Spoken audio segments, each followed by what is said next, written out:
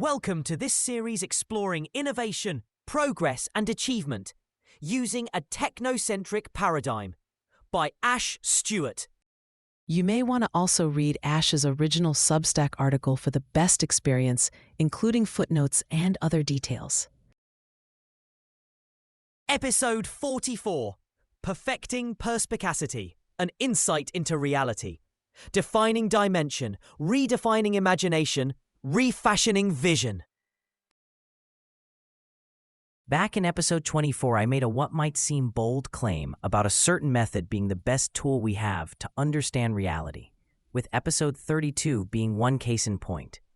Today, I'll explore another one, an altogether more visual one. But first, let's see what our fictional friends are up to. Steve, Brian, Brenda, and Irene are absolutely thrilled. Their most favorite performance troupe is going to be in town as part of a festival where they will be performing. On the evening of their main act, they will be accompanied by the Duke and the main organizers of the setting for an elaborate and exclusive banquet. In preparation for this, the Duke has commissioned bids for setting up the stage in the festival grounds, with specific requirements based on the style of performance of these artistes. Our friends are nervous. They've never done such a thing before, but then the glory of being greeted by the Duke and dining with their favorite stars is irresistible, so they enter the bid involving, yes, you know our friends very well by now, a huge deposit up front. Once they've paid up the deposit and taken home the requirements guide and read it through, the scale of the challenge dawns upon them. The festival grounds will not be open to such potential organizers until a couple of days before. This means they can't just turn up there and set the whole thing up. The set piece, perforce, has to be designed and validated by them beforehand and only just assembled on site the day before. And if they screw up during the festival, the troupe will dine with another rival organizer team, and our friends will have to confront a rather angry Duke later. Steve and Brian are like, yeah, ma'am, we can do it. Brenda stops them right there. Guys, do you realize this means we have to build every single component here in our little backyard, not big enough to test by assembling the whole thing, and then take these parts with just a day left to the site to try it out? What if we get even one piece is the wrong size and it won't fit? What if the dais caves in mid-performance because we haven't been able to test it ahead of time? Irene then chipping in, exactly. Furthermore, we know how our band likes their stage setting, with all these special effects, the background, etc.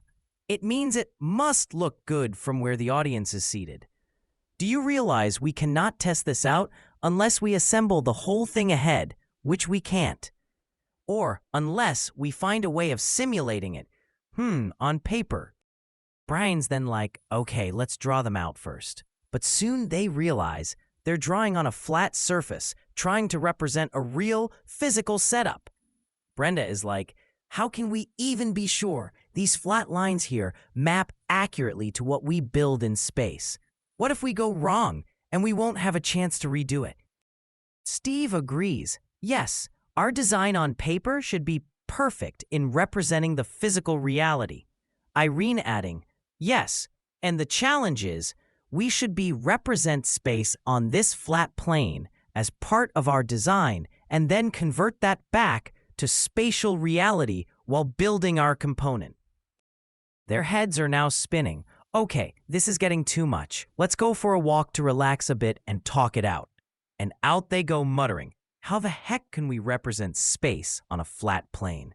They're now stood at the start of a long straight road going into the distance in front of them. And suddenly, Irene is like, hold on guys, look at this road. It's going into the distance. Can you see how everything gets smaller and smaller? Steve is like, so, we've always known that's the case. What's the big deal? Brenda is like, also, the two sides of the road seem to converge right at the end, like toward the horizon. Like as if they're vanishing at that point. It's now Brian's turn. Come on, what sorcery are you talking about here?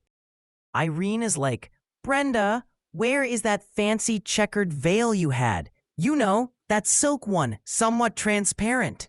Bruno the dog immediately runs home and fetches it. Well, I know, but this is just a story. Besides, this is more realistic than Iris the cat doing the fame, eh? But they are not sure what the point of it all is.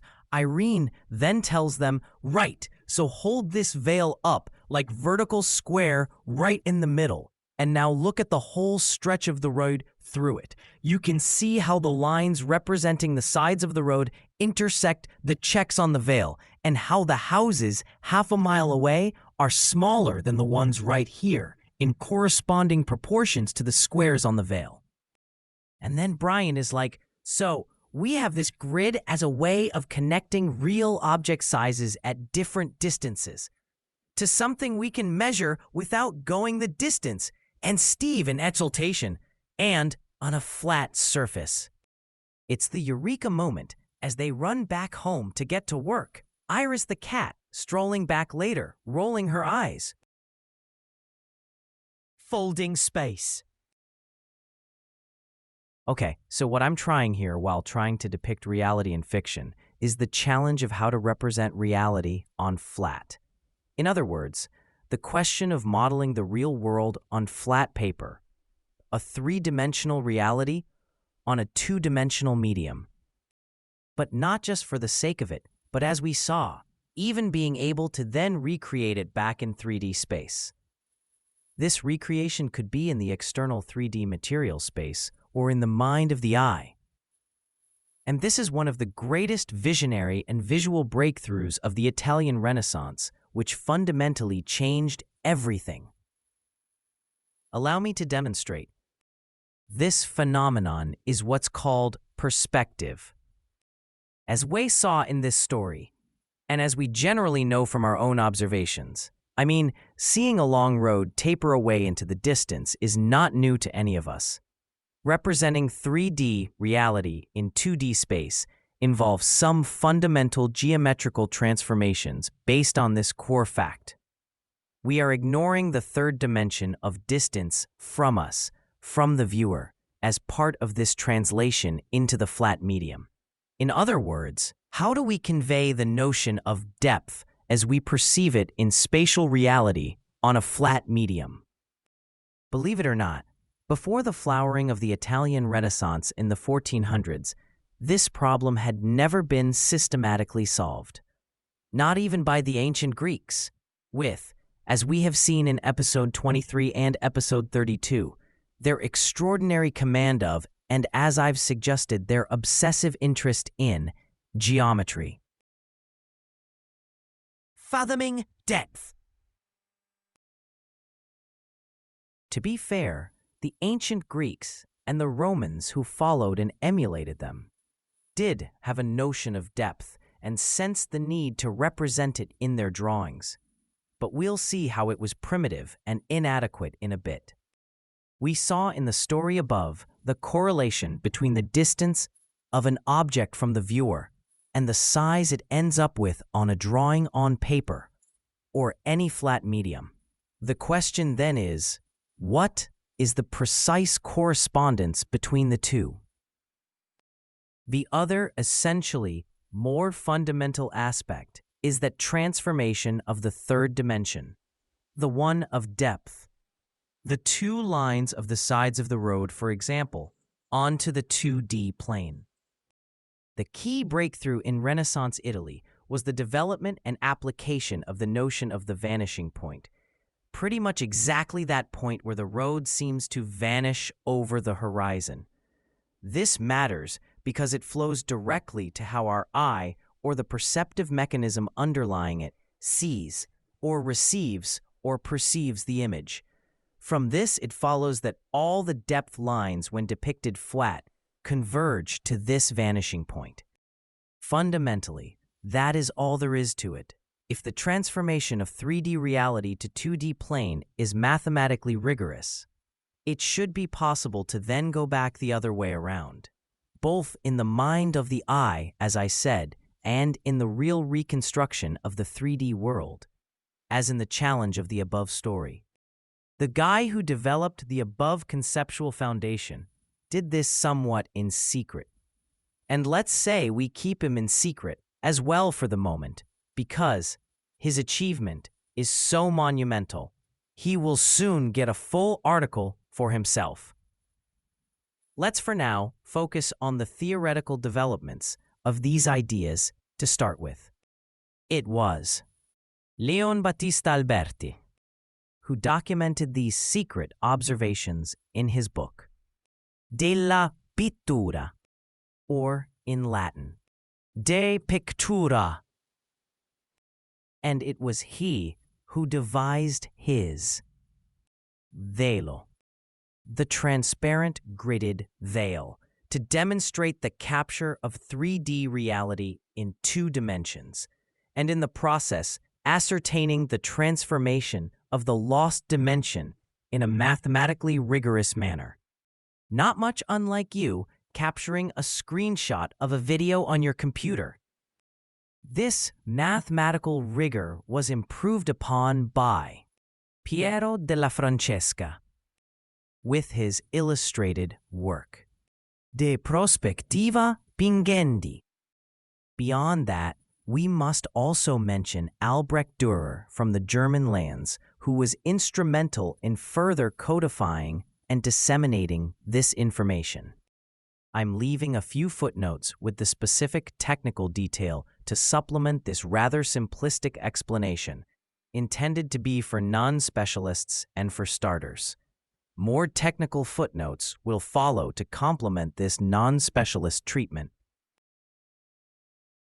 A visionary revolution.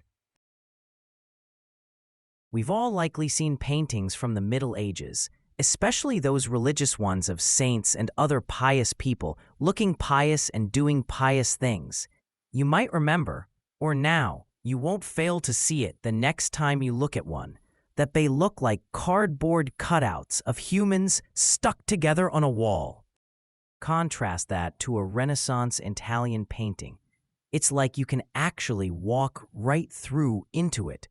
It's obviously harder to depict this in words, but the contrast is striking. In the early 1400s, within a generation or so, this shows up everywhere in the art. One neat way of depicting perspective is to have a tiled floor where the tiles are subject to the transformations I've described above and can be said to be a bit more challenging to depict and therefore impressive when depicted when compared to a long road. Besides, it's probably more challenging to try and depict saints and such like walking on a long road than the cozy tiled cloisters of an indoor setting. And the treatises I mention above actually have detailed treatments of the whole subject matter, with tiled floors as the classic example. So suddenly, you have a proliferation of Renaissance paintings full of tiled floors. Perspectives, paradigms, and priorities. The question then comes up, how come pre-Renaissance cultures did not develop all this? With regard to the immediate past of the Middle Ages, visual accuracy was not a priority. It was the symbolism that mattered. So in these bland medieval paintings I alluded to above, what mattered here was that the most important characters in the paintings were given the most prominence, and thus merited the largest size on the drawing, with less important characters proportionately being smaller and smaller. You can picture a medieval version of the Monty Python class system sketch where the toff, played John Cleese, is the tallest, and the pleb, played by Ronnie Corbett, is the shortest. This is typical of the Byzantine style of art as a glaring example. There were other paradigms at play. For example, Japanese visual art was depicted on long scrolls of flowing themes, somewhat like the Bio tapestry, and here the priority was to depict that flow of the story in a sort of panoramic view and thus perspective and such factors did not come into play. And going back, the Greeks, they had some of the theoretical foundations in place. Most importantly, it was Euclid who laid the axiomatic foundations of the notion that two parallel lines never meet, except in infinity, our vanishing point. Later on, one of the scholars of the Islamic Golden Age, Al-Haytham, who we met briefly in episode 33, made rapid improvements in the area of optics. He will as well get an article in his own right where I'll discuss his achievements. Further improved upon this in his work on optics. In fact, Al-Haytham was instrumental in developing the idea that light travels into our eyes, and not unlike what the Greeks that we emit rays from our eyes to achieve sight. As if the Greeks were saying we shoot out laser beams like Superman to see stuff. But ultimately, it was only in the Renaissance that optical theory was fully transformed from natural philosophy into a systematic representation methodology. In my previous article on the Renaissance workshops, you might have thought I was being a bit particular about pointing out that Renaissance achievements were a lot more than just pretty pictures. This is very much the case in the context of the subject matter in this article as well. I must also insist I'm by no means downplaying the extraordinary achievements of the artists of the Italian Renaissance in the field of visual art. So it's understandable that that may be the only thing that comes to mind when someone says Renaissance.